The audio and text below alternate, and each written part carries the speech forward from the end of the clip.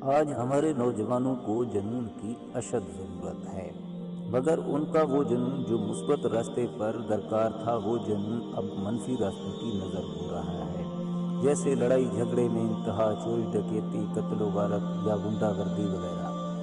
اس جنون کا رخ بدلنے کی اشد ضرورت ہے تاکہ یہ نوجوان اپنی انرجی کو اچھے راستے میں استعمال کر سکیں۔ مگر المیہ یہ ہے کہ آج تعلیمی ادارے ہیں یا پھر والدین، سب کے سب ہی بس مشینری کو ترجیح دے رہے ہیں۔ یہاں معیار فقط دولت ہے، کامیاب ہونے کے لیے بڑا گھر، بڑی گاڑی، بینک بیلنس اور پروٹوکول شرط ہے۔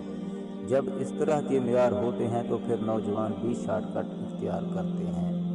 یہی بات اگر سمجھ آ جائے تو سب کچھ آسان ہے، مگر ہمارے نوجوان اپنی سمت کا تعین ہی نہیں کر پاتے، وہ تلاش نہیں کر پاتے کہ آخر وہ کرنا کیا چاہتے ہیں۔ اوپر سے ہمارے تعلیمی نظام کا جبر ان کو سوچنے کا وقت تک ہی نہیں دیتا۔ ایک گدھے کی طرح دن رات بس کتاب میں رہنا اور اسی طرح شب و روز گزر جاتے ہیں۔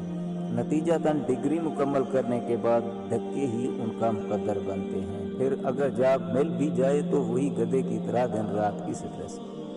جب تک کوئی نوجوان زمانہ طالب علمی سے دوسری سرگرمیوں کا حصہ نہیں بنے گا، وہ تب تک اپنی زندگی میں سکون حاصل نہیں کر سکتا۔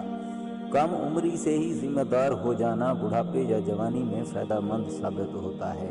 اس طرح جو مشکلات ڈگری کے بعد دیکھنی ہیں اور تجربہ حاصل کرنا ہے، وہ مشکلات انسان زمانہ طالب علمی میں ہی دیکھ لیتا ہے اور اس تجربے کی بنیاد پر آگے بڑھ سکتا ہے۔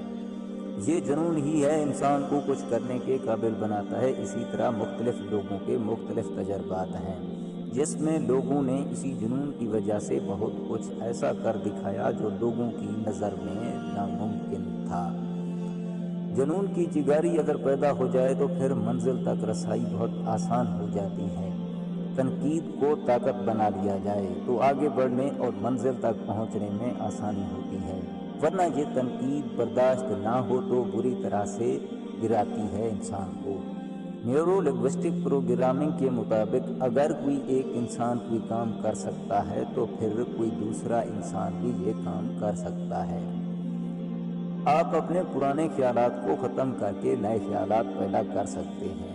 ایک بات یاد رکھیں، کچھ بھی کرنے کے لیے آپ کا اپنے آپ سے خوش اور مطمئن ہونا نہایت ہی ضروری ہے، ورنہ آپ ٹیلنٹ اور سکلز ہونے کے باوجود بھی کچھ نہیں کر سکتے۔